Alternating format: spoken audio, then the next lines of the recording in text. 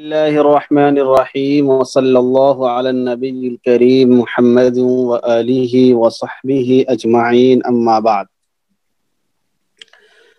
وَيَحِلُّ لُبْسُ مَا سَدَاهُ إِبْرِيسًا وَلُحْمَتُهُ غَيْرُهُ كَكَتَانٍ وَقُطُنٍ وَخَزٍّ لِأَنَّ الثَّوْبَ إِنَّمَا يَصِيرُ ثَوْبًا بِالنَّسْجِ والنسج باللحمة فكانت هي المعتبرة دون الصدا۔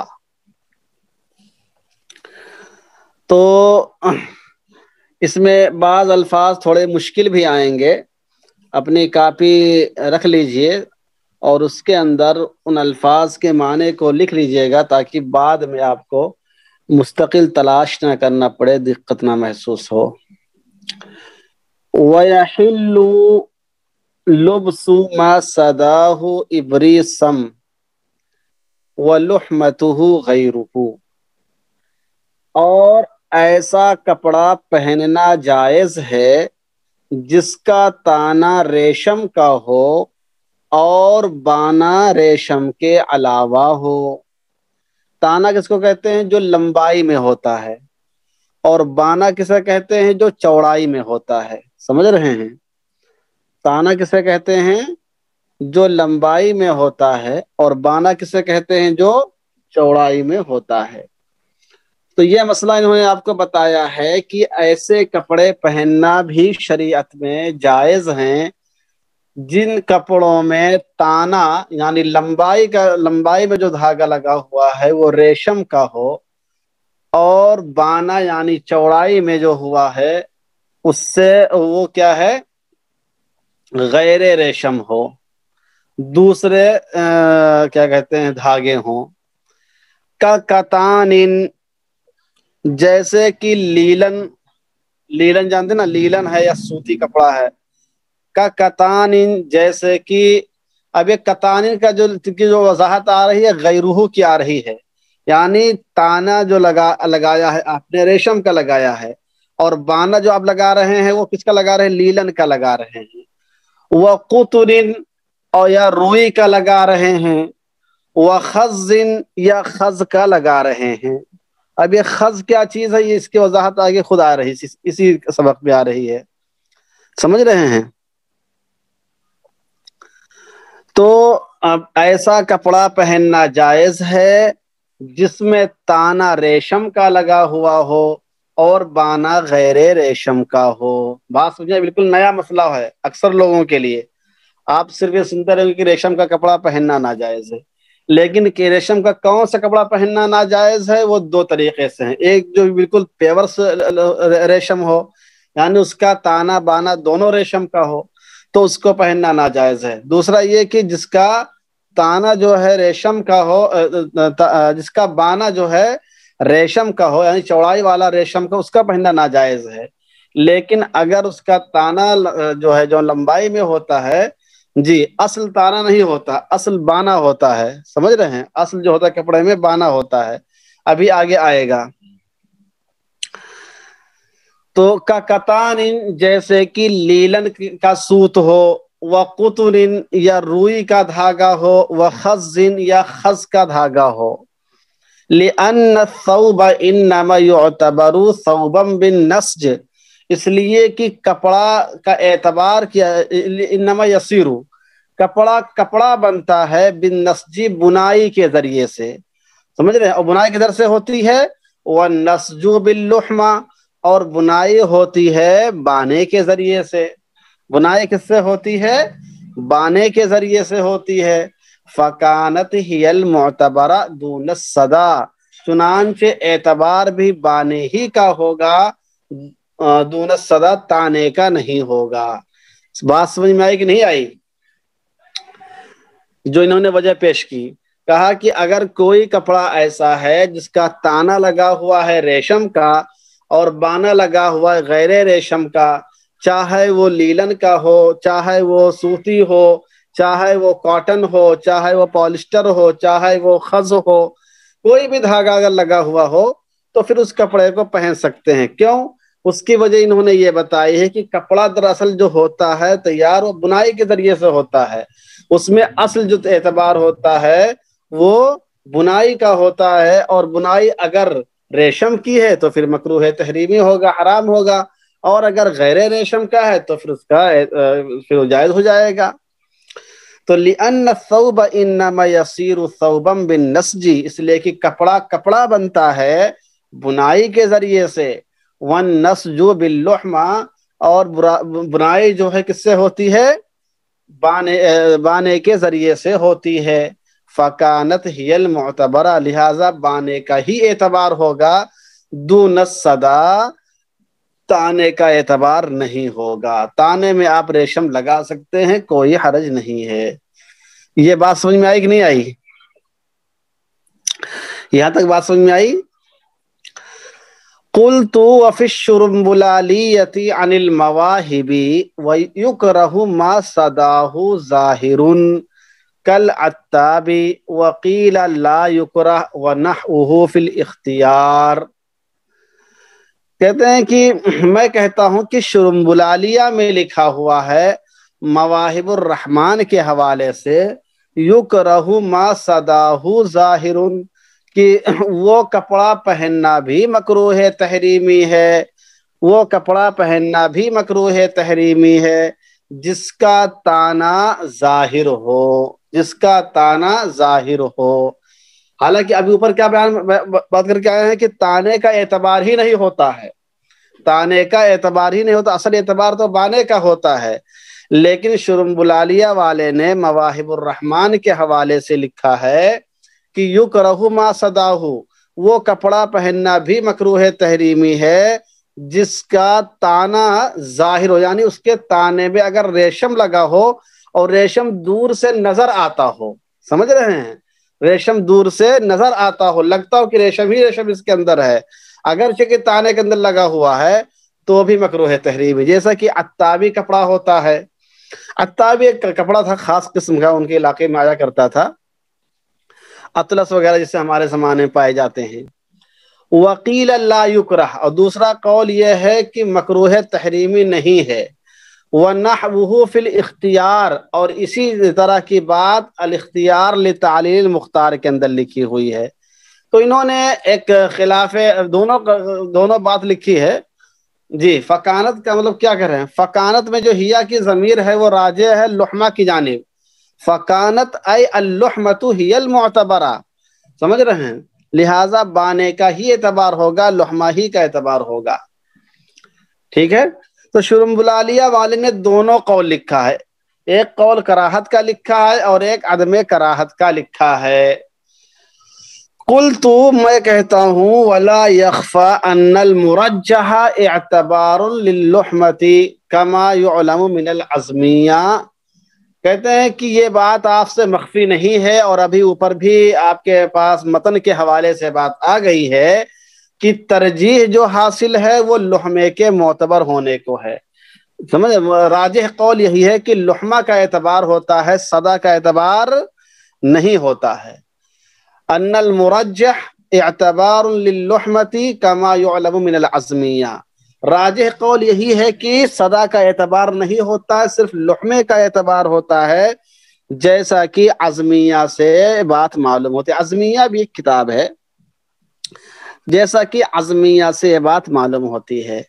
بل فی المجتبہ، بلکہ مجتبہ کے اندر لکھا ہے ان اکثر المشائخ افتوا بخلافہ، اکثر لوگوں نے اس کے خلاف فتویٰ دیا، کس کے؟ یعنی کراہت والے قول کے خلاف۔ کراہت جو انہوں نے لکھا شرمبلالیہ والے نے، شرمبلالیہ والے نے جو بات لکھی ہے اس کے خلاف اکثر مشائخ نے فتویٰ دیا ہے۔ تو شرمبلالیہ کی بات کو آپ ایک طرف رکھیں، اختیار کی بات کو ایک طرف رکھیں، تمام باتوں کا خلاصہ نکل کر آیا کہ کپڑے میں اصل جو ہے بانا ہوتا ہے، تانا نہیں ہوتا ہے۔ تانا اگر آپ کا ریشم کا بھی لگا ہوا ہے اور بانا کسی اور کپڑے کا لگا ہوا ہے، کسی اور دھاگے کا لگا ہوا ہے، تو مفتہ بھی قول کے مطابق، اکثر مشائخ کے فتوے کے مطابق اور خود اس متن کے مطابق اس کپڑے کا پہننا جائز ہے۔ شرمبلالیہ والے نے اس سلسلے میں دونوں قول نقل کیا ہے، ایک مکروہ تحریمی ہونے کا بھی اور ایک عدم کراہت کا لکھا ہے، لیکن ظاہر سی بات ہے جس کو انہوں نے قیلہ کے ذریعے سے کہا ہے وہی مفتہ بھی ہوگا۔ ٹھیک ہے، یہاں تک بات سمجھ میں آئی؟ جی، بخلافی کا مطلب ضرور سمجھیے، بخلافی کا مطلب ہے کہ بخلافی قول الکراہا، کراہت والے قول کے خلاف فتویٰ دیا ہے، یعنی ایسا کپڑا جس کا تانا ریشم کا ہو بانا غیر ریشم کا تو اس کا پہننا جائز ہے، اور جو شرمبلالیہ والے لکھا ہے یہ اس کے برخلاف فتویٰ رہے گا۔ سمجھ رہے ہیں؟ بخلافی سے مراد کیا ہے؟ بخلافی قول الکراہا ہے، کراہت کے قول کے خلاف فتویٰ دیا، یعنی مکروہ نہیں ہے۔ ٹھیک، واضح؟ جی مشائخ، اب اوپر ایک لفظ آیا تھا، خز آیا تھا، تو اب اس خز سے مراد کیا؟ خز کسے کہتے ہیں؟ کہتے ہیں وفی شرح المجمع، ابن الملک کی کتاب جو شرح المجمع ہے اس میں لکھا ہے الخز صوف غنم البحر، خز کہتے ہیں سمندری بھیڑ کے اون کو۔ سمندر میں خاص قسم کی ایک بھیڑ رہتی ہے، ایک جانور رہتا ہے، اس سے جو اون حاصل ہوتا ہے اس کو خز کہتے ہیں۔ بات سمجھ میں آئی؟ صوف غنم البحر، سمندری بھیڑ جو ہے سمندر کے کنارے رہتے ہو گیا، ہم لوگ تو بھائی سمندر کے آدمی ہیں نہیں، ہم لوگ تو سمجھے کہ گاؤں دیہات کے رہنے والے ہیں یا شہر کے رہنے والے ہیں، تو سمندر میں بھیڑ پائی جاتی نہیں پائی جاتی ہے، یا یہ بھیڑ سمندر کے کنارے پائی جاتی ہے، سمندری علاقوں میں رہتی ہے۔ سمجھ رہے ہیں؟ یہاں 4 انگل کی کوئی بات ہی نہیں ہے، پورا کپڑا اگر آپ کا بانا جو ہے یہ تانا، یہ جو بات یہاں پہ بتائی جا رہی ہے یہ پورے کپڑے کی بات بتا رہی ہے کہ اگر آپ کا پورا کپڑا، اس پورے کپڑے میں تانا لگا ہوا ہے ریشم کا اور بانا لگا ہے غیر ریشم کا، پوری سلائی میں، پوری اس کی بنائی میں، تو بھی پہننا جائز ہے۔ سمجھ رہے ہیں؟ تو بھی پہننا جائز ہے۔ جی، اچھی بات ہے۔ الخز صوف غنم البحر، سمجھ میں آیا کہ خز کسے کہتے ہیں؟ خز ایک خاص قسم کی خاص قسم کی کا دھاگا ہوتا تھا جو سمندری یا دریائی بھیڑ سے حاصل ہوتا تھا۔ یہ شرح المجمع والے نے بات لکھی ہے۔ کہتے ہیں قلت، میں کہتا ہوں وہذا کان فی زمانہم، قلت وہذا فی زمانہم، صاحب کتاب فرماتے ہیں کہ میں کہتا ہوں وہذا کان فی زمانہم، خز جو پایا جاتا تھا یہ ان کے زمانے میں پایا جاتا تھا، پہلے زمانے میں یہ خز کس سے ملتا تھا؟ دریائی بھیڑ سے حاصل ہوتا تھا۔ وَأَمَّا الْآنَ فَمِنَ الْحَرِيرِ، لیکن ہمارے زمانے میں جو خز حاصل ہوتا ہے یہ دریائی بھیڑ سے حاصل نہیں ہوتا ہے بلکہ ریشم ہی سے بنایا جا رہا ہے آج کل۔ وَأَمَّا الْآنَ فَمِنَ الْحَرِيرِ، حاضہ میں جو راجے ہے وہ کہاں؟ حاضہ سے مراد کیا اشارہ؟ حاضہ سے مراد یہ ہے الخز کی جانب ہے کہ الخز جو انہوں نے لکھا ہے کہ یہ دریائی بھیڑ سے حاصل ہوتا ہے، کہتے یہ پہلے زمانے میں ملتا تھا۔ اما الآن، ہمارے زمانے میں تو یہ خز جو بنتا ہے یہ دریائی بھیڑ سے حاصل نہیں ہوتا ہے، فمن الحریر، یہ لوگ ریشم ہی سے بنا لیتے ہیں اس طرح کا دھاگا۔ وحینئذ فیحرم، چنانچہ جب تانا بانا دونوں ریشم کا ہو گیا، گرچہ اس کا نام آپ خز دے رہے ہیں کہ آپ کہہ رہے ہیں کہ ہمارے تانے میں ریشم لگا ہوا ہے لیکن بانے میں خز لگا ہوا ہے، لیکن خز بولنے سے کیا ہوتا ہے؟ آپ نے خز بنایا کس سے ہے؟ پہلے زمانے میں جو خز بنتا تھا تو وہ صوف و غنم البحر سے بنتا تھا، اور آج کے زمانے میں بن رہا ہے فمن الحریر بن رہا ہے، تو اس لیے الفاظ کے کہنے سے نہیں ہوگا، واقعی آپ نے دھاگا کون سے استعمال کیا ہے۔ تو آج کے زمانے میں اگر تانا ریشم کا ہو اور بانا خز کا ہو تو پھر اس کو پہننا جائز نہیں ہوگا، اس لیے کہ آج کے زمانے میں جو خز حاصل ہوتا ہے یہ دریائی بھیڑ سے حاصل نہیں ہوتا ہے بلکہ یہ کس سے حاصل ہوتا ہے؟ ریشم ہی سے لوگ بنا لیتے ہیں۔ چنانچہ اگر آج کے زمانے میں خز لگا ہوا ہے تو پھر اس کا پہننا جائز نہیں ہوگا۔ بات سمجھ میں آئی مشائخ؟ یہ بات لکھی برجندی نے یہ بات لکھی ہے، اور تاتار خانیہ کے اندر بھی یہ بات لکھی ہے، فَلْيُحْفَظْ، لہذا اس کو یاد کر لیجئے کہ یہ مت دیکھے کہ خز کے فقہ نے ہماری اجازت دی ہے کہ اگر تانے میں آپ کے ریشم لگا ہوا ہے، بانے میں خز لگا ہوا ہے تو اس کا استعمال جائز نہیں، بلکہ حالات زمانہ کو دیکھنا بھی ضروری ہے کہ پہلے زمانے میں یہ چیز کس کے لیے استعمال ہوتی تھی، آج کے زمانے میں کس چیز کے لیے استعمال ہوتی ہے، کس سے بنائی جاتی ہے، اس کو مد نظر رکھنا ضروری ہوگا۔ اچھی بات ہے۔ تو یہ بات آئی اب تک آپ کے سامنے کہ اگر تانا ریشم کا ہو اور بانا ریشم کے علاوہ کوئی اور ہو تو اس کا پہننا کیسا ہوگا۔ اس کی وضاحت یہ آئی آپ کے سامنے کہ تانا اگر ریشم کا ہے، بانا کسی اور دھاگے کا لگا ہوا ہے تو پھر اس کا پہننا جائز ہے۔ البتہ ہمارے زمانے میں خز جو ہے وہ ریشم ہی سے حاصل ہوتا ہے، اس لیے خز کا لگانا درست نہیں ہوگا اور وہ کپڑا کا استعمال درست نہیں مانا جائے گا۔ وَحَلَّ عَكْسُهُ فِي الْحَرْبِ فَقَط، اور اس کے برعکس پہننا جائز ہے صرف جنگ میں۔ اس کے برعکس کا مطلب کیا ہوا؟ یعنی تانا جو ہے آپ کا ریشم کا نہیں ہے، کسی اور دھاگے کا ہے، اور بانا ریشم کا ہے۔ بانا ریشم کا ہے، تانا غیر ریشم کا ہے۔ ارے اکسو کا مطلب یہ تو ہوگا، اکسو کا مطلب کیا ہوگا؟ اوپر جو آتا نا کہ ما صداہو ابریسم ولحمتہ غیرہ، اور اسی کا الٹا کر دیجئے تو ہو جائے گا ما صداہو غیرہ ولحمتہ من ابریسم ہو جائے گا۔ کیا خیال؟ ہاں، اگر اس کے الٹا ہو، یعنی تانا جو ہے ریشم کا نہ ہو اور بلکہ کسی اور دھاگے کا ہو، اور بانا جو ہے وہ ریشم کا ہو، تو کہتے ہیں ایسا کپڑا پہننا صرف جنگ میں جائز ہوگا۔ کیا یہ بات سمجھ میں نہیں آ رہی ہے، یا میں سمجھا نہیں پا رہا ہوں، یا وہ سمجھ رہے ہیں لیکن بول نہیں رہے ہیں؟ جی دیکھیے، اس کو ذہن میں رکھیے، بہت اہم چیز ہے۔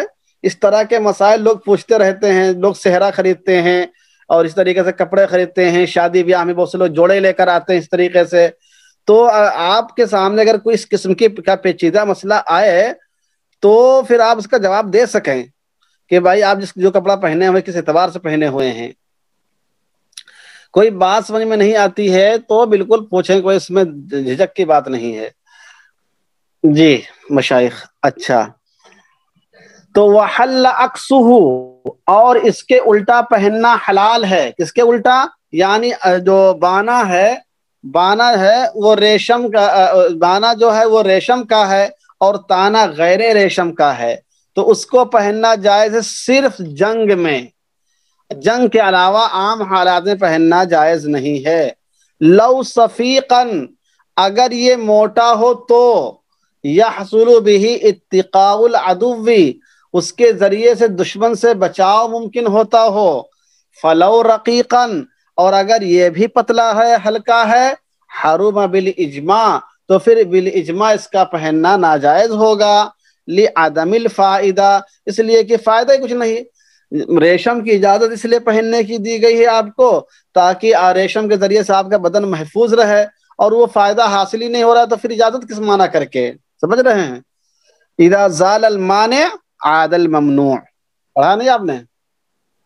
سراج کے اندر لکھا ہے وَأَمَّا خَالِصُهُ، اور اگر خالص ریشم کا بنا ہوا کپڑا ہے، یعنی تانا بانا دونوں بنا ہوا ہے، فَيُكْرَهُ فِيهَا عِنْدَهُ، تو اس کا پہننا جنگ کے اندر بھی مکروہ تحریمی ہے، جیسا کہ پہلے آ چکا ہے۔ خلافاً لہما، برخلاف صاحبین کے، کہ ان کے نزدیک پہننا جائز ہے، اور یہی مفتہ بھی ہے، آ چکا ہے کل کے سبق میں، ٹھیک ہے؟ کل کے سبق میں یہ بات آ چکی ہے۔ تو خلاصہ نکل کر آیا کہ ریشم کا کپڑا 3 طریقے سے ہو سکتا ہے۔ ریشم کا کپڑا 3 طریقے سے ہو سکتا ہے، سنیے، ریشم کا کپڑا 3 طریقے سے ہو سکتا ہے۔ تانا اور بانا، یعنی لمبائی اور چوڑائی دونوں میں جو دھاگا لگایا گیا ہو ریشم کا لگایا گیا ہو، یہ کپڑا پہننا بالاتفاق حرام ہے مردوں کے لیے، عورتوں کے لیے بالاتفاق پہننا جائز ہے، ٹھیک؟ البتہ جنگ کے میں اس کو پہن سکتے کہ نہیں پہن سکتے ہیں؟ امام ابو حنیفہ رحمۃ اللہ علیہ کے نزدیک خالص ریشم کے کپڑے کو پہننا مکروہ تحریمی ہے، جبکہ صاحبین نے کہا کہ جنگ چونکہ ضرورت کے موقع پہ ہوتی ہے اور ایسے موقع پر جسم کی حفاظت ضروری ہے، اس لیے پہننے کی اجازت ہے، بشرطے کہ وہ موٹا ہو، اس کے ذریعے سے آدمی کی حفاظت ممکن ہو۔ ایک بات ہو گئی۔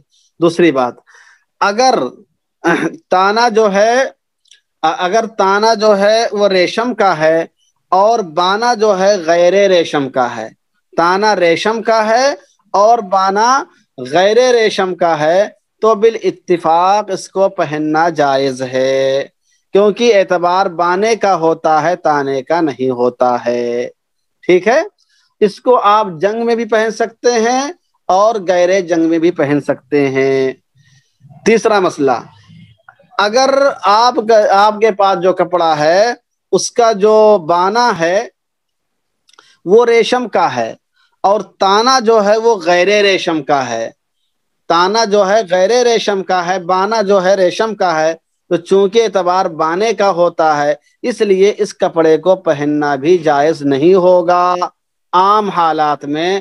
البتہ جنگ میں صاحبین کے نزدیک پہننا جائز ہے، غیر جنگ میں پہننا جائز نہیں ہوگا۔ امام ابو حنیفہ رحمۃ اللہ علیہ کے نزدیک اس کو آپ جنگ میں تو پہن سکتے ہیں لیکن عام حالات میں نہیں پہن سکتے ہیں۔ ٹھیک ہے، یہ ہو گئے تینوں مسئلے ہو گئے آپ کے سامنے۔ اگر خالص ریشم ہو یعنی دونوں طرف ریشم لگا ہوا ہو تو کیا ہوگا، تانے میں ریشم لگا ہوا ہو تو کیا ہوگا، بانے میں لگا ہوا ہو تو کیا ہوگا۔ ٹھیک ہے، بالکل واضح، ایک دم واضح ہے کہ نہیں بتائیے۔ جی، قلت ولم ارى ما لو خلطت اللحمة بإبريسم وغيره۔ اب دیکھیں نقطہ اور بتا رہے ہیں۔ اب ایک سوال یہ پیدا ہو رہا ہے کہ ٹھیک ہے، ہم کو تو یہ بات سمجھ میں آ گئی، کہ تانے میں اگر ریشم لگا ہو، بانے میں ریشم نہ ہو تو پہننا جائز ہے، اور یہ بھی بات سمجھ میں آ گئی کہ تانا میں ریشم غیر ریشم ہو اور بانا میں ریشم ہو تو پہننا جائز نہیں ہے، یہ بات بھی سمجھ میں ہم کو آ گئی۔ لیکن سوال یہ پیدا ہوتا ہے کہ تانا اگر کسی اور دھاگے کا ہے اور بانا جو ہے ریشم اور غیر ریشم دونوں سے ملا ہوا ہے، تب کیا ہوگا؟ بات سمجھ میں آئی؟ میں کہتا ہوں ولم ارا، میں نے یہ مسئلہ کسی کتاب میں نہیں دیکھا ہے، ما لو خلطت اللحمۃ بإبریسم وغیرہ، کہ اگر بانا ہے، بانے میں ریشم اور غیر ریشم دونوں ملایا گیا ہو تو کیا ہوگا؟ ایک تار ریشم کا، ایک تار غیر ریشم کا، ایک تار ریشم کا، ایک تار غیر ریشم کا، اس طرح ملایا گیا ہو، یا آدھا ریشم آدھا غیر ریشم، آدھا ریشم آدھا غیر ریشم ملایا گیا ہو بانے میں، کیونکہ اعتبار بانے کا ہوتا ہے نا، اعتبار تو بانے کی چوڑائی کا ہوتا ہے جس کے ذریعے سے بنائی ہوتی ہے، تو اگر اس میں ریشم اور غیر ریشم دونوں ملا ہوا ہو تو کیا ہوگا؟ مصنف کہتے ہیں کہ میں نے یہ مسئلہ کسی کتاب میں لکھا ہوا نہیں دیکھا ہے، وَالظَّاهِرُ اعتبار الغالب، لیکن ظاہر نظر میں جو بات سمجھ میں آتی ہے وہ یہ ہے کہ غالب کا اعتبار ہوگا، اگر غالب حصہ ریشم ہوگا تو ناجائز ہوگا اور غالب حصہ غیر ریشم ہوگا تو جائز ہوگا پہننا۔ ٹھیک ہے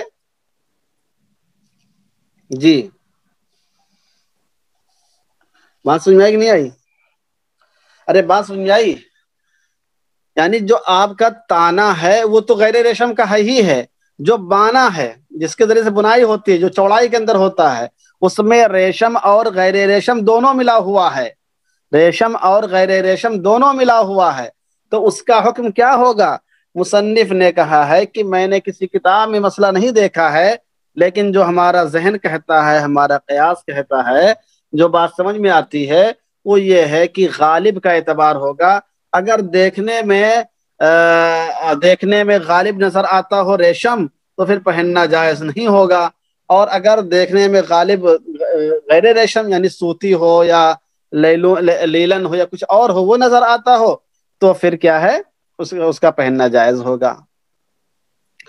وفی حاوی الزاہدی یکرہ ما کان ظاہرہ قز او خط منہ خز و خط منہ قز، سمجھ رہے ہیں؟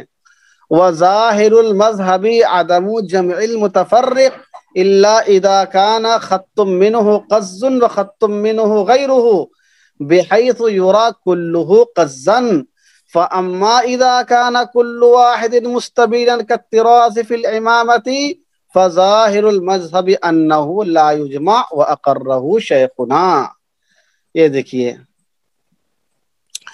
کہتے ہیں کہ یہ مسئلہ تو ہم نے اولاً کسی کتاب میں دیکھا نہیں، ظاہراً لکھا ہوا کہ اگر تانا جو ہے وہ غیر ریشم کا ہے اور بانے میں دونوں ملا ہوا ہے تو یہ مسئلہ میں نے کسی میں دیکھا نہیں، لیکن ظاہری بات جو لگتی ہے وہ یہ ہے کہ غالب کا اعتبار ہوگا.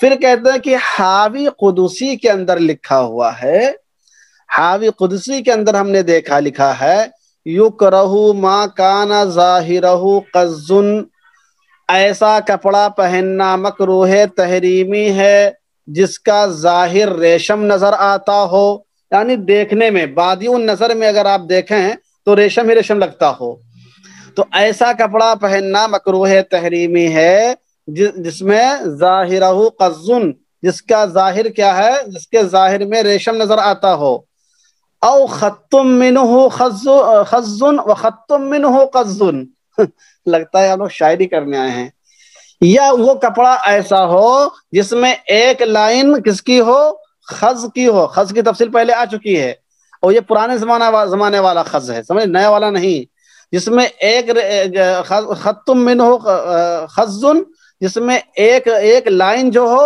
وہ غیر ریشم ہو، وہ خط منہ قز، اور دوسری لائن کس کی ہو، دوسری لائن کس کی ہو، ریشم. قز کس کو کہتے ہیں، ریشم کو کہتے ہیں. قزن کے معنی ریشم اور خزن کے معنی غیر ریشم اور خطن کے معنی لائن. تو حاوی زاہدے کے اندر مسئلہ کیا لکھا ہے کہ ایسا کپڑا پہننا مکروہ تحریمی ہے جو دیکھنے میں ریشم نظر آتا ہو، ایک بات. دوسری بات، وہ کپڑا پہننا بھی مکروہ تحریمی ہے جس میں ایک لائن ریشم کی ہو اور دوسری لائن غیر ریشم کی ہو، پھر ایک لائن ریشم کی ہو پھر دوسری غیر ریشم کی ہو، یعنی مکس کر کے دونوں کی بنائی ہوئی ہو تو اس کو پہننا مکروہ تحریمی ہے. کہتے ہیں وظاہر المذہب عدم جمع المتفرق، اور ظاہر مذہب کا مفتہ بھی قول یہی ہے کہ متفرق مقامات پر اگر لگا ہوا ہو تو اس کو جمع نہیں کیا جائے گا، الا اذا کان خط منہ قز وخط منہ غیرہ، الا ایک ہی اس میں ایک دھاگا کس کا ہو، ایک لائن ریشم کی ہو اور دوسری لائن غیر ریشم کی ہو، بحیث اس طور پر یرا کلہ قزن کہ پورا کا پورا ریشم ہی لگتا ہو، تو پھر اگر ایسا ہو تو پھر سب کو جمع کیا جائے گا اور کراہت کی بات کہی جائے گی. فاما اذا كان كل واحد مستبینا، اگر ان میں سے ہر ایک الگ الگ نظر آتا ہو، یعنی ریشم کا الگ بالکل جھلکتا ہو نظر آتا ہو اور غیر ریشم والا بالکل نمایاں طور پر ہو، اگر ان میں سے ہر ایک نمایاں ہو، کالطراز فی العمامہ، جیسے کہ عمامے کے اندر دھاریاں بنائی جاتی ہیں، فظاہر المذہب انہ لا یجمع، تو ظاہر مذہب یہ ہے، مفتہ بھی قول یہ ہے کہ پھر اس کو جمع نہیں کیا جائے گا. بات صحیح طور سے واضح نہیں ہوئی، ترجمہ تو ہو گیا لیکن بات واضح نہیں ہوئی. اب میں ان کی بات واضح کرتا ہوں. دیکھیے ترجمہ سمجھ میں آ گیا. دیکھیے حاوی زاہدی کے اندر بنیادی طور پر 4 مسائل بیان کیے گئے. حاوی قدسی میں بنیادی طور پر کتنے مسائل آئے، 4 مسائل بیان کیے گئے ہیں. پہلا مسئلہ کیا بیان کیا، پہلا مسئلہ یہ بیان کیا کہ ایسا کپڑا پہننا مکروہ تحریمی ہے جو دیکھنے میں ریشم نظر آتا ہو، یکرہ ما کان ظاہرہ قز، یہاں تک کہ ایک مسئلہ ہو گیا. دوسرا مسئلہ، وہ کپڑا پہننا بھی مکروہ تحریمی ہے جس میں ایک لائن ریشم کی ہو دوسری لائن غیر ریشم کی ہو. 2 مسئلے ہو گئے. تیسرا مسئلہ یہ بتایا کہ ایسا کپڑا پہننا بھی ناجائز ہے، ایسا کپڑا پہننا بھی غلط مکروہ تحریمی ہے جس میں ایک لائن ریشم کی ہو اور ایک لائن غیر ریشم کی ہو اور دیکھنے میں پورا ریشم ہی نظر آتا ہو. دیکھنے میں پورا ریشم ہی لگتا ہو، یعنی ریشم کا جو حصہ وہ غالب نظر آتا ہو اور غیر ریشم والا مغلوب نظر آتا ہو. ٹھیک ہے، 3 مسئلے ہو گئے، 3 مسئلے ہو گئے نا جی.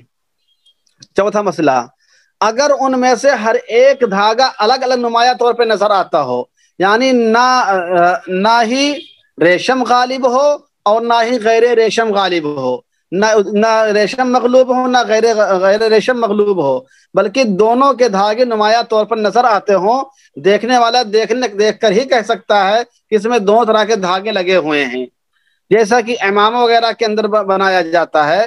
فظاہر المذہب انہ لا یجمع، تو ظاہر مذہب یہ ہے کہ پھر اس کو جمع نہیں کیا جائے گا، یعنی اس کی کراہت کی بات نہیں کہی جائے گی.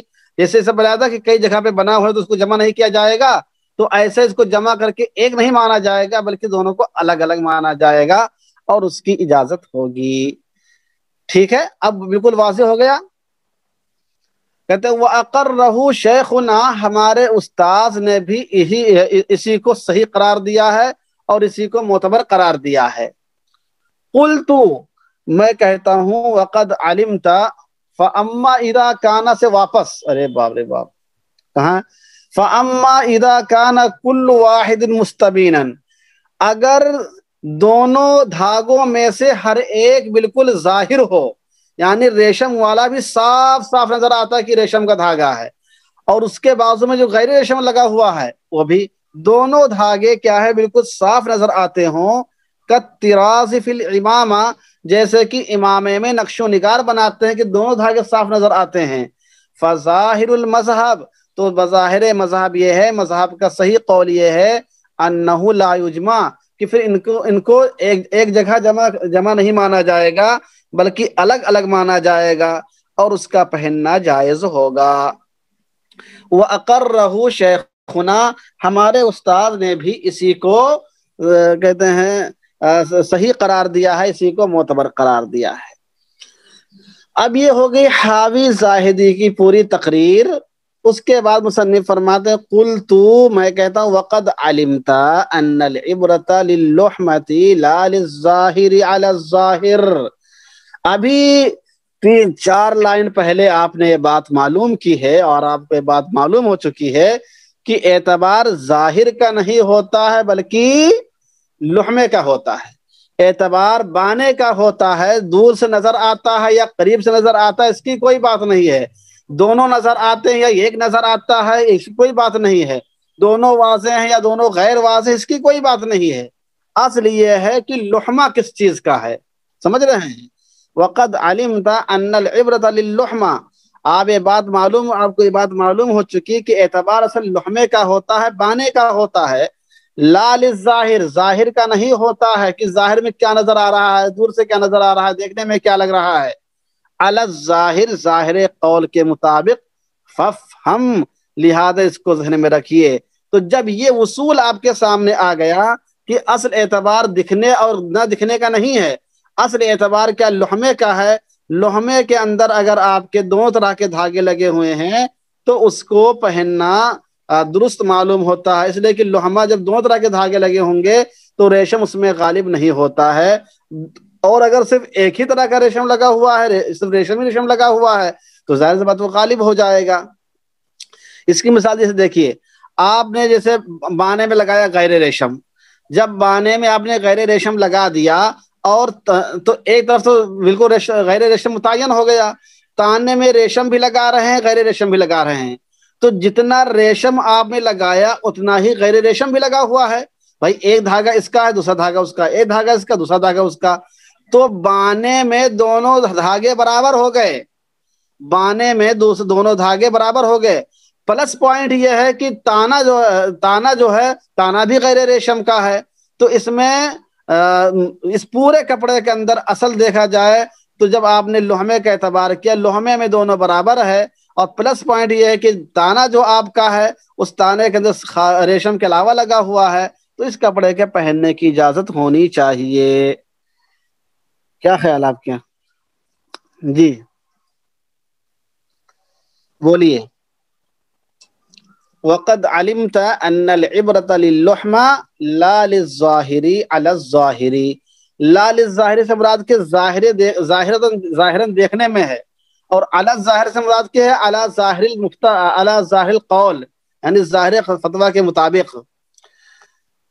اب ایک صاحب اگر تانا بھی ریشم کا ہے اور بانا ریشم وغیرہ ریشم کا ہے تو ارے بھائی اسی کی تو بات چل رہی ہے، اتنی دیر سے لڑائی تو اسی کی چل رہی نا، کہ تانا بھی ریشم کا ہے اور بانا ریشم وغیرہ ریشم کا بھی ہے۔ اچھا آپ اس طرح پوچھ رہے ہیں کہ تانا ریشم کا لگا ہوا ہے اور بانا ریشم اور غیر ریشم دونوں کا لگا ہوا ہے، تو یہ جب ہمارا درس اسٹارٹ ہوا تھا تو وہاں پر آیا تھا کہ وَلُبْسُ مَا صَدَاءُ إِبْرِيسِمْ وَلَحْمَتُهُ غَيْرُهُ، اس میں آیا تھا کہ ہے اگر دونوں لگا ہوا ہے تو پھر اس کو پہننا جائز نہیں ہوگا، اس لیے کہ پھر پلس پوائنٹ اس کو حاصل ہو جائے گا جو ریشم والا ہے، کہ ایک تو لوہما میں دونوں لگے ہوئے ہیں برابر برابر، ریشم بھی لگا غیر ریشم بھی لگا ہے، پھر پلس پوائنٹ یہ ہو جائے گا کہ جو آپ نے تانا لگایا تانے کے اندر بھی آپ کو لگا ہوا ہے ریشم، تو سب تو ریشم ہی ریشم ہو جائے گا اس میں، پھر غیر ریشم کا حصہ مغلوب ہو جائے گا۔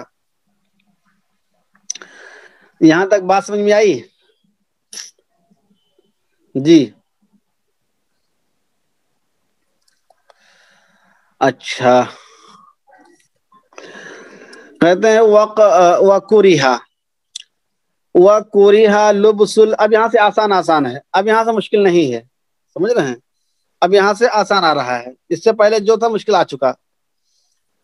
کہتے ہیں وَكُرِهَ لُبْسُ الْمُعَصْفَرِ وَالْمُزَعْفَرِ الْأَحْمَرِ وَالْأَصْفَرِ لِلرِّجَالِ، کہتے ہیں کہ ایسے کپڑے پہننا مکروہ تحریمی ہے جو کسم سے رنگا گیا ہو، گیروا کا رنگ سے رنگا گیا ہو۔ معصفر کسے کہتے ہیں؟ کسم ایک خاص قسم کا رنگ ہوتا ہے گیروے کلر کا، جو کسم رنگ سے رنگا گیا ہو۔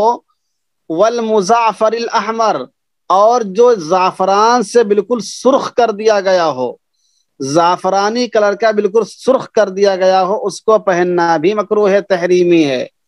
والاصفر، اور پیلا کپڑا پہننا بھی مکروہ تحریمی ہے، للرجالی، مردوں کے لیے، للرجالی، مردوں کے لیے، تو مردوں کے لیے معصفر یعنی قسم سے رنگا ہوا کپڑا پہننا مکروہ تحریمی ہے، بہت زیادہ سرخ زعفران سے رنگا ہوا کپڑا پہننا مکروہ تحریمی ہے، یعنی اس کلر کے کپڑے۔ والاصفر، اور پیلا کپڑا پہننا مکروہ تحریمی ہے، سمجھ رہے ہیں؟ کہتے ہیں مفادہ اللہ یکرہ للنساء، اس میں للرجالی کی قید لگائی ہے، تو کہتے ہیں اس سے بات یہ معلوم ہوتی ہے کہ عورتوں کے لیے پہننا مکروہ تحریمی نہیں ہے، عورتیں معصفر بھی پہن سکتی ہیں، مزعفر بھی پہن سکتی ہیں، اصفر بھی پہن سکتی ہیں، مردوں کے لیے اس کی اجازت ہے۔ مفادہ اللہ یکرہ للنساء، اس سے بات معلوم ہوتی ہے کہ اس کلر کے کپڑے پہننا مردوں کے لیے مکروہ تحریمی ہے، لیکن عورتوں کے لیے مکروہ تحریمی نہیں ہے۔ ولا بأس بسائر الالوان، اور اس کے علاوہ جو باقی رنگ ہیں ان کو پہننے میں کوئی حرج نہیں ہے۔ اچھا دیکھیں یہاں پر لا بأسا کا لفظ آیا ہے، لا بأسا کا لفظ فقہ کی اکثر کتابوں میں آتا رہتا ہے، سمجھ رہے ہیں؟ تو اس کے بارے میں لکھ لیجئے، علامہ شامی نے بڑی اچھی بات لکھی ہے، انہوں نے لکھا ہے ان کلمۃ لا بأس تستعمل غالبا فیما ترکہ اولا، یہ عبارت لکھ لیجیے اپنی کاپی میں، سمجھ رہے ہیں؟ ان کلمۃ لا بأس تستعمل غالبا فیما ترکہ اولا، لا بأس کا لفظ عام طور سے استعمال ہوتا ہے اس معنی اس جگہ پہ جہاں پہ اس کا چھوڑنا اولا ہوتا ہے، سمجھ رہے ہیں؟ جہاں چھوڑنا اولا ہوتا ہے، بہتر ہوتا ہے، یعنی جائز تو ہے لیکن اس کو نہ کرنا اچھا ہوتا ہے، وہاں پر لا بأس کی لفظ کی تعبیر استعمال کی جاتی ہے۔ تو ولا بأس بسائر الالوان، اور اس کے علاوہ باقی رنگوں کے پہننے میں ہر باقی رنگوں کو چھوڑنا بھی بہتر ہے، سفید پہننا چاہیے آدمی کو لیکن اس کی گنجائش ہے، جواز ہے۔ بات سمجھ میں آئی؟ وفي المجتبى والقهستاني وشرح النقايا لأبي المكارم لا بأس بلبس الثوب الأحمر، ومفادہ ان الکراہۃ تنزیہۃ، بعض پیر فقیر حضرات لال پیلے زعفرانی کپڑے پہنتے ہیں. اچھا، تو بعض پیر فقیر حضرات لال پیلے کپڑے زعفرانی پہنتے ہیں، ان کے اپنے سلسلے ہیں. ایسے لوگ سلسلہ بناتے ہیں، سلسلہ جوڑتے نہیں ہیں. سمجھ رہے ہیں؟ ہاں، ان لوگوں کا سلسلہ جڑا ہوا نہیں ہوتا ہے، بنا ہوا ہوتا ہے. جی، صحیح سلسلے کا آدمی آپ کو یہ سب پہنا ہوا ملے گا ہی نہیں. سمجھ رہے ہیں؟ صحیح سلسلے کا آدمی یہ سب آپ کو نہیں پہنا ہوا ملے گا. بابا کے طریقے سے، ہمارے یو پی کے جو بابا ہیں، مشہور بابا، آپ لوگ جانتے ہوں گے، اس طریقے سے نہیں ہوتے ہیں. جی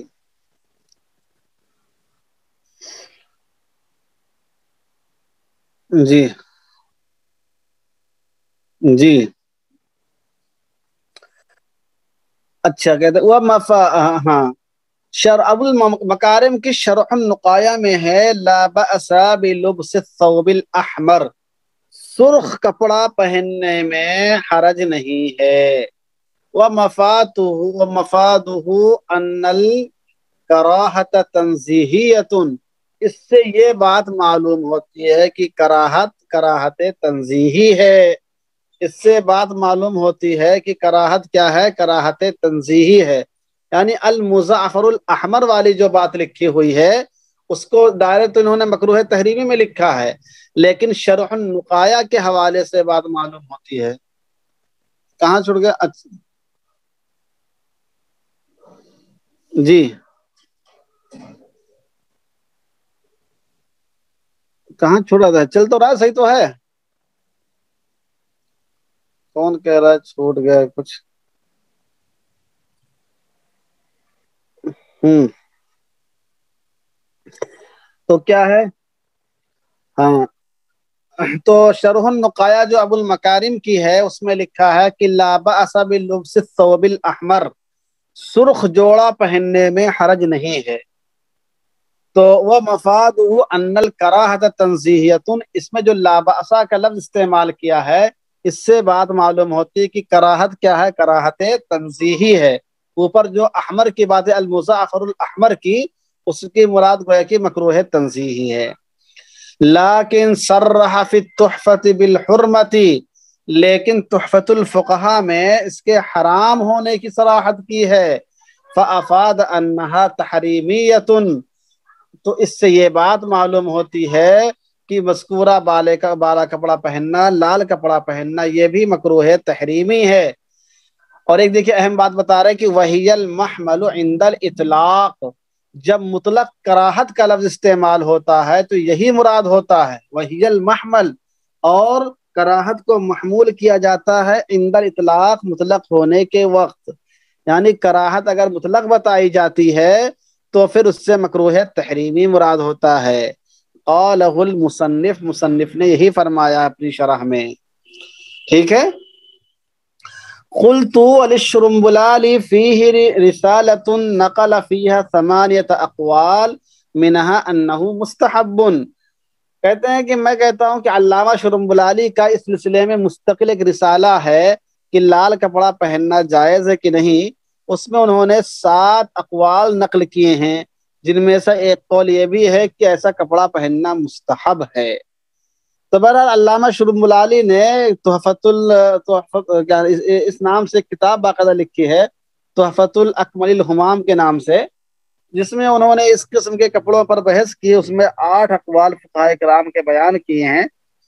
جو حضرات دیکھنا چاہتے ہیں ان کی کتاب سے مراجعات کریں، نیٹ وغیرہ پر تلاش کریے، ملے گی. آگے دیکھتے ہیں، کوئی بہت اہم مسئلہ نہیں ہے یہ. جی، البتہ اس سلسلے میں ایک بات یہ بھی ذہن میں رہنا چاہیے کہ دیکھیے کپڑے کے رنگوں کی تو اجازت دے دی گئی آپ کو کہ آپ کیا کہتے ہیں کس طرح ہر طرح کے رنگ پہن سکتے ہیں، سوائے اس کے مزعفر کے جو زعفران سے رنگا ہوا ہو، پیلا ہو اور معصفر قسم سے ہو.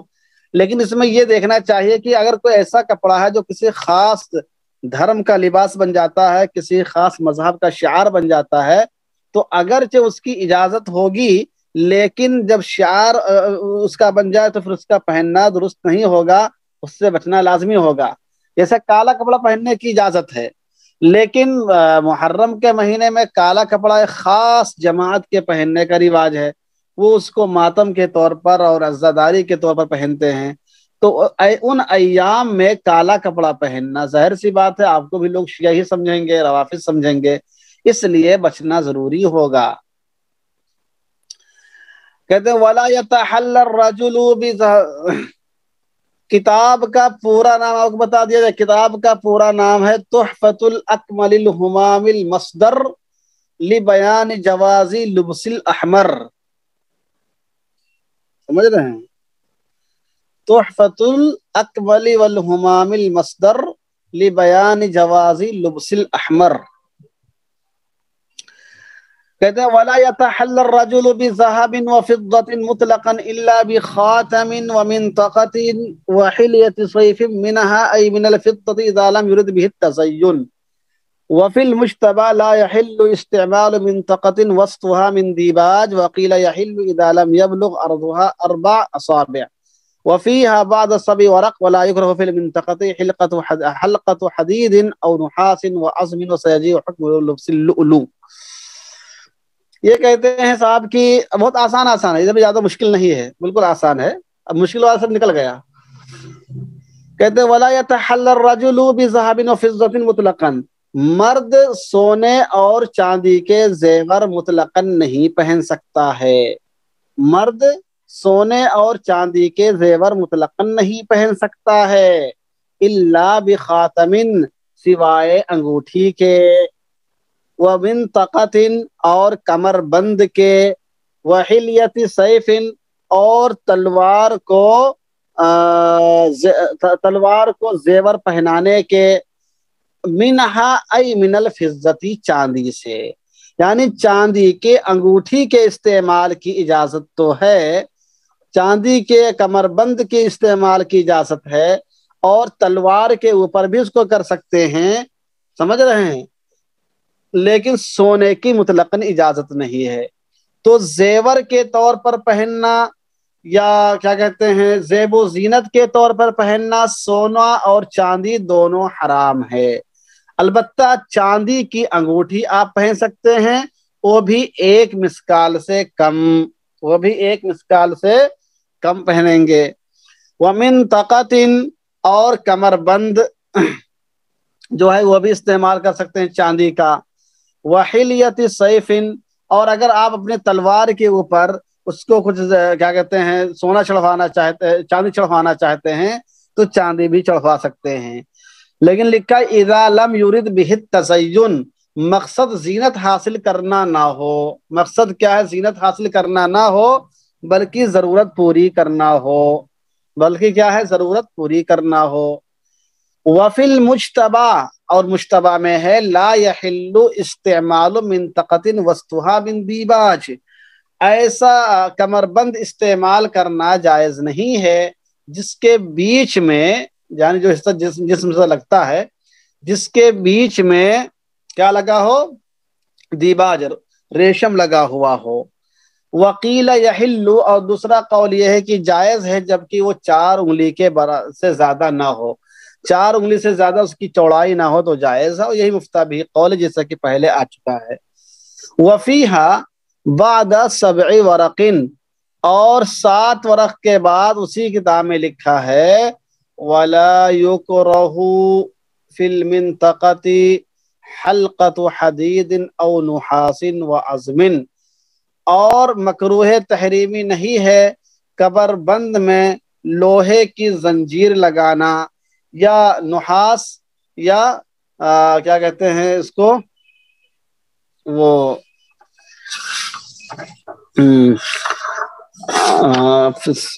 کیا کہتے ہیں تانبا، ہاں یا تانبے کی زنجیر لگانا، وعظم، یا اور ہڈی کی لگانا، تو ہڈی ہے یا تانبا ہے یا لوہا ہے، اس کی زنجیر بھی آپ اپنے کمر بند کے طور پر استعمال کر سکتے ہیں۔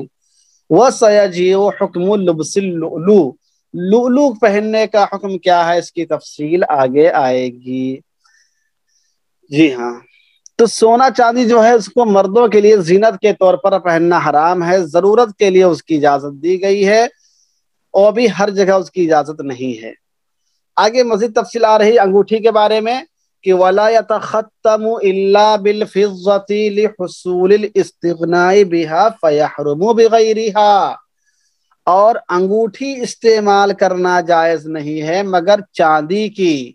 انگوٹھی استعمال مرد نہیں کر سکتا ہے مگر چاندی کی، لِحُصُولِ الْإِسْتِغْنَاءِ بِهَا، اس لیے کہ چاندی کے ذریعے سے استغنا حاصل ہو جاتا ہے۔ جو ضرورت ہے وہ ضرورت چاندی سے پوری ہو جاتی۔ ضرورت کیا ہے؟ مہر لگانے کی ضرورت پیش آتی تھی، پہلے زمانے میں لوگ انگوٹھی کے ذریعے سے ہی مہر لگایا کرتے تھے، تو مہر لگانے کی جو ضرورت ہے وہ پوری ہو جاتی چاندی کے ذریعے سے، تو سونے کی ضرورت نہیں ہے۔ فَيَحْرُمُ بِغَيْرِهَا، تو چاندی کے علاوہ جو دیگر چیزیں ہیں ان کو انگوٹھی کے طور پر استعمال کرنا حرام ہے۔ کا حجرن، جیسے کہ پتھر ہے، کسی پتھر سے انگوٹھی بنوانا بھی حرام ہے، سمجھ رہے ہیں؟ وَصَحَّحَ السَّرَخْسِي جَوَازَ الْيَشْبِ وَالْعَقِيقِ، اور علامہ سرخسی نے یشب اور عقیق کو انگوٹھی کے طور پر استعمال کرنے کی اجازت دی ہے۔ وَعَمَّمَ مُلَّا خسرو، اور ملا خسرو نے اس میں تعمیم کر دیا، یعنی اس کے حکم کو بالکل عام کر دیا ہے کہ انگوٹھی یشب کی اور عقیق کی بنا سکتے ہیں، اور کسی بھی پتھر کی بنا سکتے ہیں، کسی بھی پتھر کو انگوٹھی کے طور پر استعمال کر سکتے ہیں، سمجھ رہے ہیں؟ ابھی ایک ہے انگوٹھی کے طور پر استعمال کرنا، اور ایک ہے انگوٹھی کے طور پر اس کا نگ لگانا، سمجھ رہے؟ نگ کے طور پر اس میں انگوٹھی میں استعمال کرنا، دونوں میں فرق ابھی آئے گا۔ اچھا، یشب کیا؟ یشب بھی ایک خاص قسم کا پتھر ہوتا ہے، عقیق بھی ہے، یہ بھی خاص قسم کا پتھر ہوتا ہے، لولو ہے، یہ جتنی چیزیں اس کے اندر آ رہی ہیں، ہم لوگ جس دنیا میں جی رہے ہیں، جس دور میں جی رہے ہیں، ہم لوگ ان سب چیزوں سے سمجھے کہ نابینا ہیں، ہم لوگوں نے یہ سب چیزیں دیکھی نہیں ہیں۔ اب یہ پہلے کے زمانے کی چیزیں ہیں، پہلے بادشاہوں کا دور تھا، اور یہ سب چیزیں بآسانی لوگ دستیاب ہو جاتی، لوگ دیکھتے رہتے تھے۔ اب ہم لوگوں نے تو قیمتی پتھر ہی نہیں دیکھے ہیں۔ اگر اس دور میں کوئی آدمی سنگ مرمر دیکھ لیتا تو سمجھتا کہ بہت کچھ ہم نے دیکھ لیا ہے، اور اگر تاج محل دیکھ لیا تو سمجھتا کہ جنت ہی دیکھ لیا ہے۔ تو اب یہ یشب ہے، عقیق ہے، لولو ہے، مرجان ہے، کیا کیا سارے پتھر ہوتے ہیں، اب ہم لوگوں کو نظر ہی نہیں آتے ہیں، اور اگر کہیں آپ دیکھنے چلے بھی گئے تو کہیں گے آپ کیا کریں گے دیکھ کے اس کو، مولانا صاحب کو اس سے کیا تعلق ہے؟ کہتے ہیں وہ ذہبن، اور سونے کے استعمال نہیں کر سکتا ہے۔ وہ ذہب کا تعلق کس سے ہے؟ اسی سے ہے، کس سے؟ یہ جو آیا کہ بغیرہا کا حجرن و ذہبن، تو چاندی کے ذریعے سے انگوٹھی کی ضرورت پوری ہو جاتی ہے تو پتھروں کا استعمال نہیں کر سکتا ہے، وہ ذہبن، اور سونے کی انگوٹھی استعمال نہیں کر سکتا ہے، وہ حدیدن، اور لوہے کی استعمال نہیں کر سکتا ہے، وہ صفرن، اور پیتل کی استعمال نہیں کر سکتا ہے، وہ رساسن، اور رانگ کی استعمال نہیں کر، رانگ یا سیسا جسے بولتے ہیں، چھوٹے سیسے کی استعمال نہیں کر سکتا ہے، وہ زجاجن، اور شیشے کی بھی استعمال نہیں کر سکتا ہے، وغیرہا لما مرہ، اور ان کے علاوہ جو دیگر چیزیں گزری ہیں ان سے بھی استعمال نہیں کر سکتا ہے۔ مرد جو ہے وہ صرف اور صرف اس کی چاندی کی انگوٹھی استعمال کر سکتا ہے، اس کے علاوہ کسی اور چیز کی استعمال نہیں کر سکتا ہے، اور عورت جو ہے وہ چاندی اور سونے دونوں کی استعمال کر سکتا ہے، باقی کر سکتی ہے، عورت استعمال کر سکتی ہے، باقی کیا کہتے ہیں لوہے کی، پیتل کی، تانبے کی انگوٹھی استعمال وہ بھی نہیں کر سکتی ہے عورت بھی، اس لیے کہ لوہے اور پیتل وغیرہ کو یہ جہنمیوں کی انگوٹھی قرار دیا گیا ہے، سمجھ رہے ہیں؟ حدیث میں آیا ہے کہ یہ جہنمیوں کا زیور ہے، اس لیے جہنمیوں کا زیور نہ مردوں کو پہننے کی اجازت ہے نہ عورتوں کو پہننے کی اجازت ہے، ٹھیک ہے؟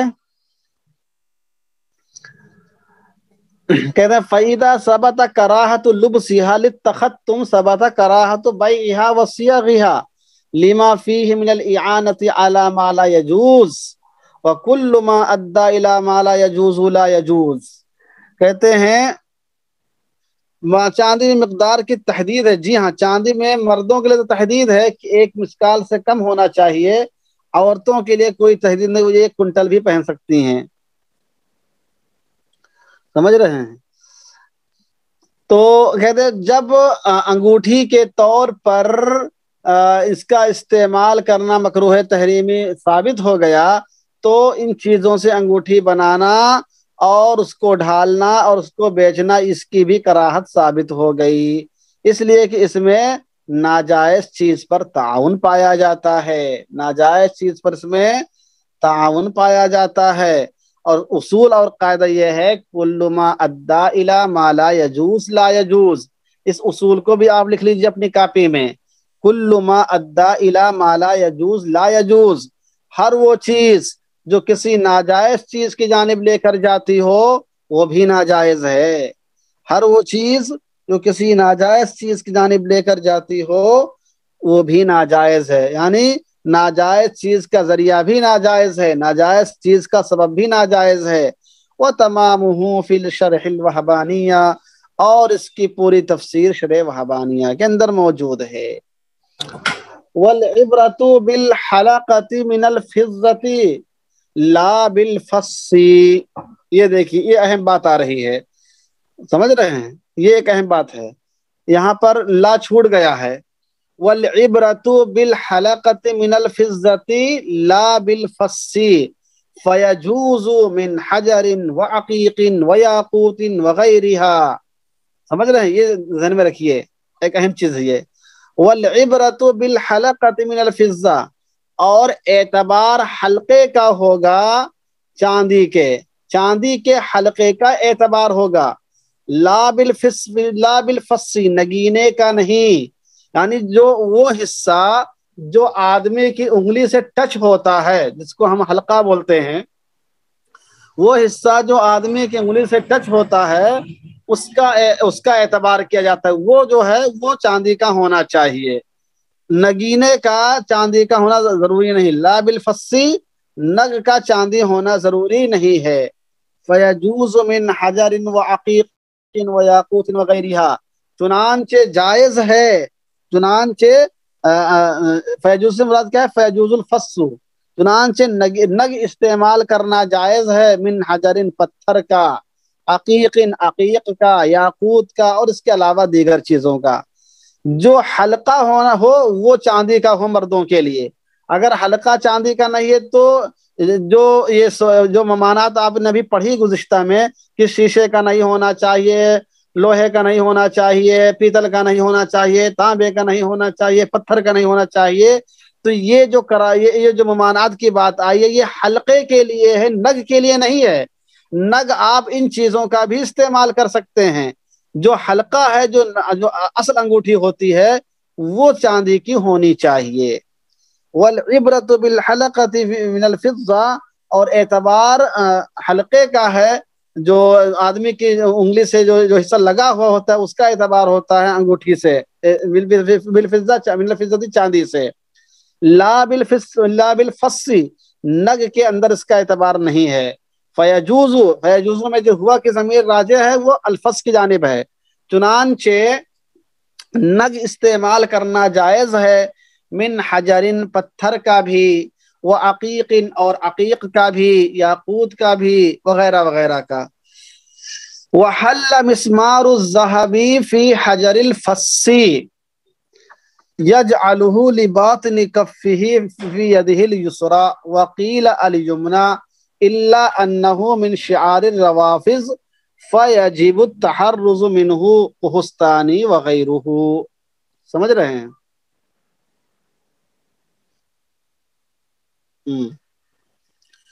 کہتے وحل مسمار الذهب، اور چاندی اس میں آ جائے گی، پتھر جب کی اجازت دی گئی تو پلاسٹک کی بھی اس میں ہے، وحل مسمار الذهب، اور چاندی کی، سونے کی کیل استعمال کرنا جائز ہے، فی حجر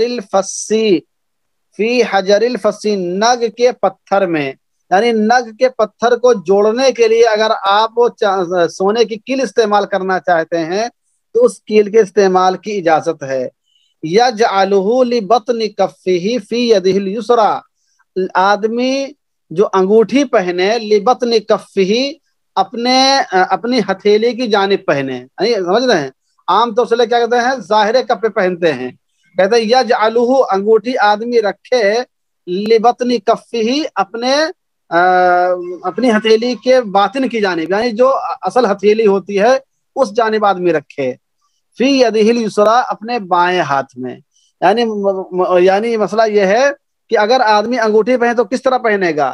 ایک تو آدمی انگوٹھی پہنے گا بائیں ہاتھ میں، داہنے ہاتھ میں نہیں پہنے، اور دوسری بات ہے کہ جو نگ کا حصہ ہوتا ہے، جو اوپر کا حصہ ہوتا ہے، وہ اندر کی جانب ہو، اوپر کی جانب نہ ہو، سمجھ رہے ہیں؟ وکیلا الیمنا، اور ایک قول یہ ہے کہ دائیں ہاتھ میں پہننا چاہیے، الا انہ من شعار الروافض، لیکن داہنے ہاتھ میں پہننا یہ روافض کا شعار ہے، روافض کا طریقہ ہے، فیجب التحرز منہ، چنانچہ اس سے تحرز کرنا چاہیے، اس سے بچنا چاہیے۔ کوہستانی اور دیگر لوگوں نے مسئلہ لکھا ہے۔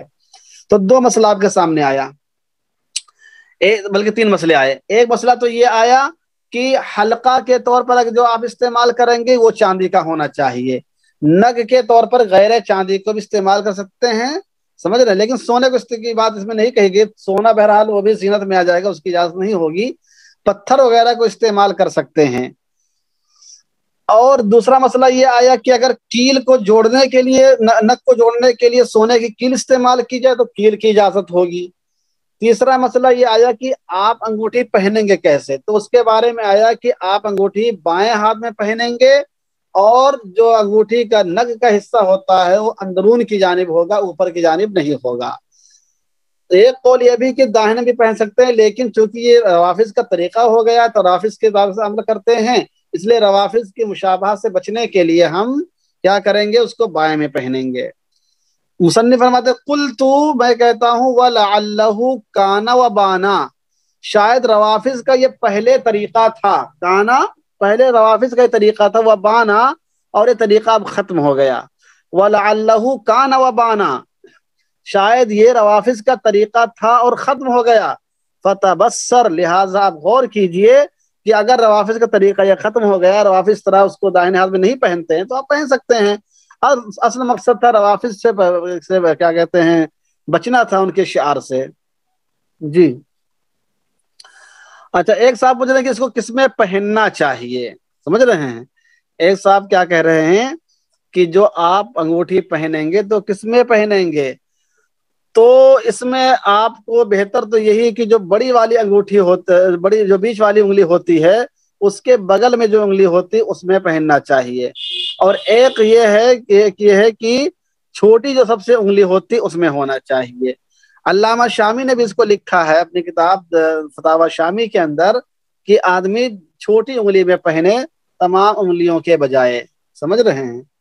لیکن یہ آدمی کی سہولت پر ہے، یہ زیادہ زیادہ مستحب اس کو کہہ سکتے ہیں۔ کتنے گرام ہوگی اس کے لیے آپ کوئی بھی اردو فتاوی اٹھا کر دیکھ لیجئے، مل جائے گا۔ بطور خاص آپ کیا کہتے ہیں یہ دیکھ لیجئے، آپ یہ آپ کی جو کتاب ہے اوزان محمودہ، اس کے اندر مل جائے گی۔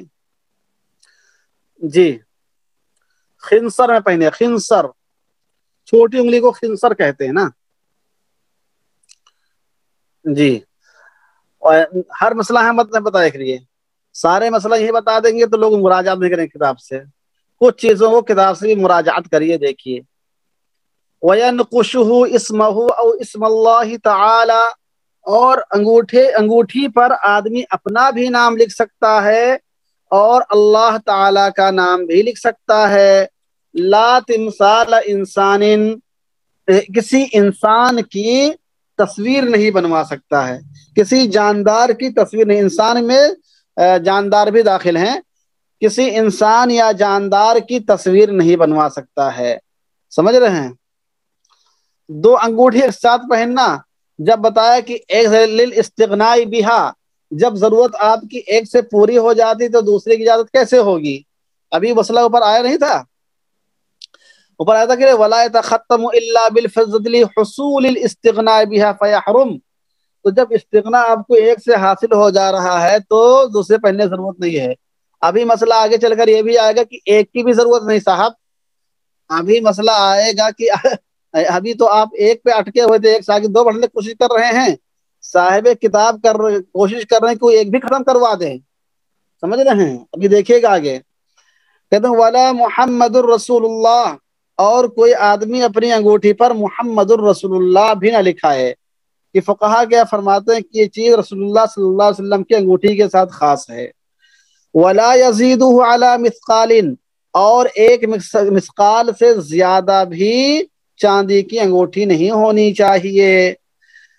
اب دیکھیے صاحب کیا کہتے ہیں، وَتَرْكُ التَّخَتُّمِ لِغَيْرِ السُّلْطَانِ وَالْقَاضِي وَذِي حَاجَةٍ إِلَيْهِ كَمُتَوَلٍّ افضل، اور انگوٹھی نہ پہننا افضل ہے۔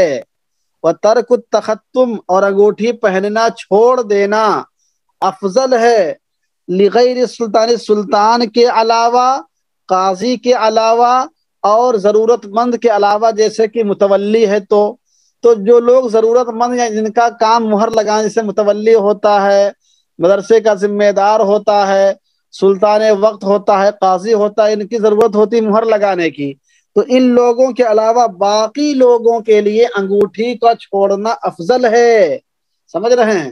اور آج کے زمانے میں چونکہ انگوٹھی کے ذریعے سے مہر کا لگانے کا کام بھی نہیں ہوتا ہے، کوئی لگاتا بھی نہیں، نہ کوئی اس طرح بنواتا ہے، تو آج کے دور میں مطلقاً سب کے لیے انگوٹھی کا چھوڑنا افضل ہے، انگوٹھی نہ پہننا افضل ہے۔ بات سمجھ میں آئی کہ نہیں آئی؟ مولانا عمار صاحب، وَتَرْكُ التَّخَتُّمِ لِغَيْرِ السُّلْطَانِ وَالْقَاضِي وَذِي حَاجَةٍ إِلَيْهِ كَمُتَوَلٍّ افضل، اور انگوٹھی کو چھوڑ دینا سوائے سلطان، قاضی اور ضرورت مند کے جیسے کہ متولی افضل ہے۔ وَلَا يُشَدُّ مِنْهُ الْمُتَحَرِّكُ، وَلَا يُشَدُّ مِنْهُ الْمُتَحَرِّكُ، اور اگر بِذَهَبٍ بَلْ بِفِضَّةٍ، اور اگر کوئی چیز ہل رہی ہے، جیسے کوئی دانت، متحرک سے مراد کیا ہے؟ السم المتحرک، ہلتے ہوئے دانت کو نہ باندھا جائے، بِذَهَبٍ، سونے کے ذریعے سے، سونے کے ذریعے سے ہلتے ہوئے دانت کو نہ باندھا جائے، بل بفضة، بلکہ چاندی کے تاروں سے باندھا جائے، یعنی کسی کا دانت ہل رہا ہو، دانت میں کوئی خرابی ہو گئی ہو اور اس کو باندھنے کی ضرورت ہو، تو سونے کے تار سے باندھنے کے بجائے چاندی کے تاروں سے باندھا جائے، اس کو روکا جائے۔ وَجَوَّزَهُمَا محمد، امام محمد رحمۃ اللہ نے دونوں کی اجازت دی ہے کہ سونے کے تار سے بھی اپنے دانت کو باندھ سکتے ہیں اور چاندی کے اس سے بھی باندھ سکتے ہیں۔ کہتے ہیں وَيَتَّخِذُ أَنْفًا مِّنْهُ أَيْ مِنَ الْفِضَّةِ لِأَنَّ الْفِضَّةَ تُنْتِنُهُ، اور آدمی جو ہے وہ سونے کی ناک بھی لگوا سکتا ہے۔ وَيَتَّخِذُ أَنْفًا مِّنْهُ، آدمی سونے کی ناک بھی لگوا سکتا ہے، اس لیے کہ چاندی سے کیا ہے، لِأَنَّ الْفِضَّةَ تُنْتِنُهُ، چاندی کی ناک لگوانے سے سڑن پیدا ہو جاتی ہے، چاندی کی ناک لگوانے سے سڑن پیدا ہو جاتی ہے، اس لیے آدمی ناک اگر لگوانا چاہے تو سونے کی ناک لگوا سکتا ہے۔ بعض صحابہ کو رسول اللہ صلی اللہ علیہ وسلم نے اس کی اجازت بھی دی تھی۔ تو جو چیزیں اس طرح کی ہیں وہ اصل اضطرار اور مجبوری کی وجہ سے ہیں۔ پلاسٹک سرجری وغیرہ جو کرائی جاتی ہے، پوسٹ مارٹم وغیرہ جو کرایا جاتا ہے، وہ سب انہی مسائل کو، انہی نظیروں کو سامنے رکھتے ہوئے ان کا حکم لگایا جاتا ہے، سمجھ رہے ہیں؟ جیسے یہاں پر ناک کسی کی سڑ گئی ہو، اس کو کٹوا کے دوسری ناک لگوانا ہو تو سونے کے آدمی لگوا سکتا ہے، یہ ضرورت کی وجہ سے اجازت دی گئی ہے، سمجھ رہے ہیں؟ وَكُرِهَ إِلْبَاسُ الصَّبِيِّ ذَهَبًا أَوْ حَرِيرًا فَإِنَّمَا حَرُمَ لُبْسُهُ وَشُرْبُهُ حَرُمَ إِلْبَاسُهُ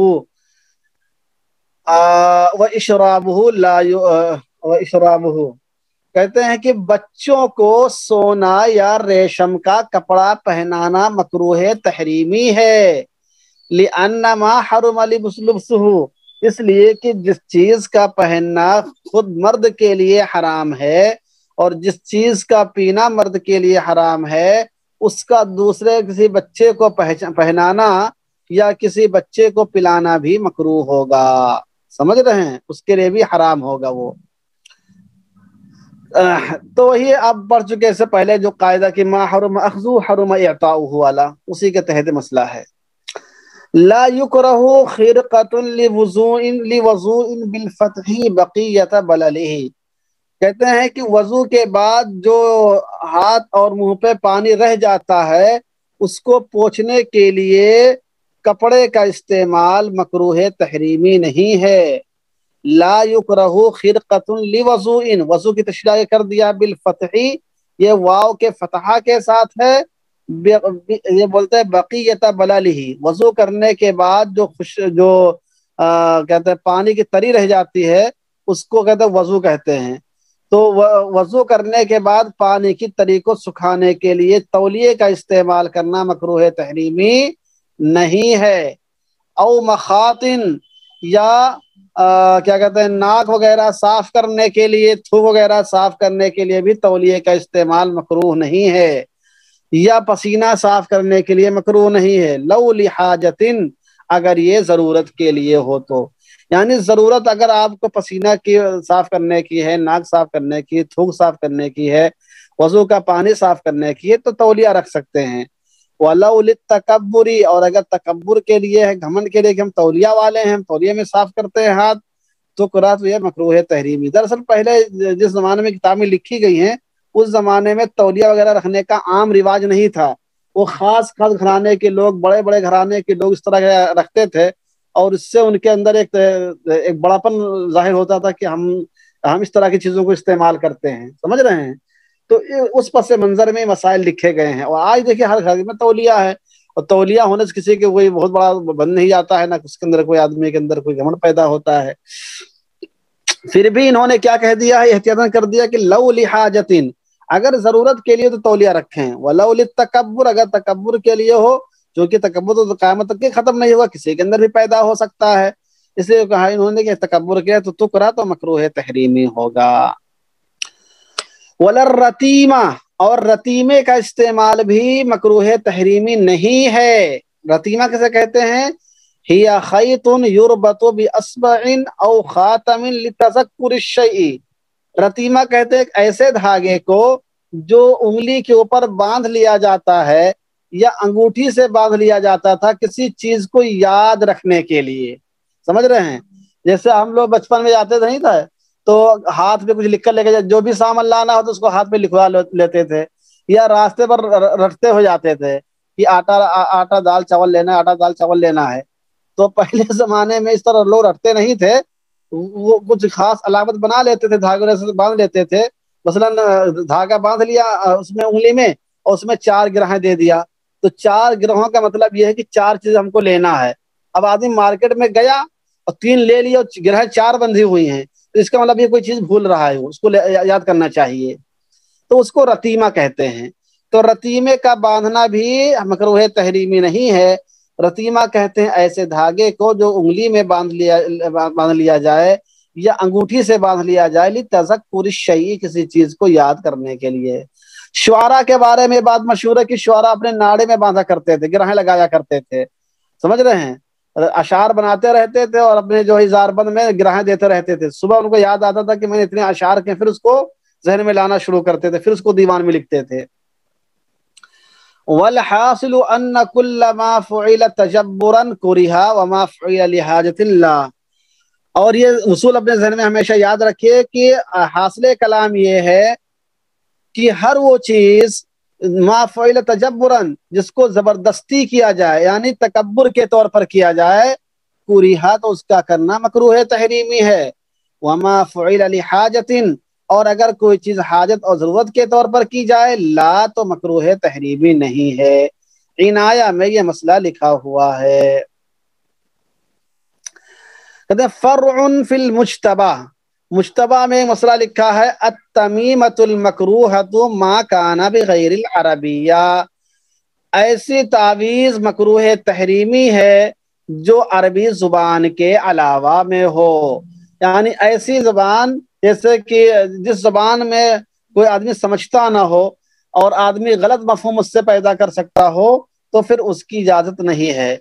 تعویذ بنانا شرعاً جائز ہے، اس کا استعمال بھی جائز ہے، لیکن وہ عربی زبان میں ہو، قرآنی آیات ہوں یا اس طرح کی چیزیں ہوں، موہوم الفاظ نہیں ہونے چاہیے، شرکیہ الفاظ نہیں ہونے چاہیے، ایسی زبان میں نہیں ہونا چاہیے جس کو آدمی سمجھتا اور جانتا نہ ہو، اس لیے کہ اس میں قوی اندیشہ ہے کہ آدمی کفریہ، اس میں کفریہ یا شرکیہ کوئی بات لکھی ہوئی ہو اور زبان کی ناآشنائی کی وجہ سے آدمی اس کو جان نہ پا رہا ہو۔ تو اس لیے کہا کہ ایسی تعویذ مکروہ تحریمی ہے جو عربی زبان کے علاوہ میں ہو۔ عربی زبان سے مراد یہی ہے کہ آدمی اس کو سمجھ نہ پا رہا ہو، سمجھ رہے ہو؟ ورنہ آپ غیر عربی فارسی کے اندر بھی تعویذ بنا سکتے ہیں، بشرطے کہ آپ اس کو جانتے ہیں کہ اس میں کوئی کفریہ شرکیہ لفظ نہیں لکھا ہوا ہے۔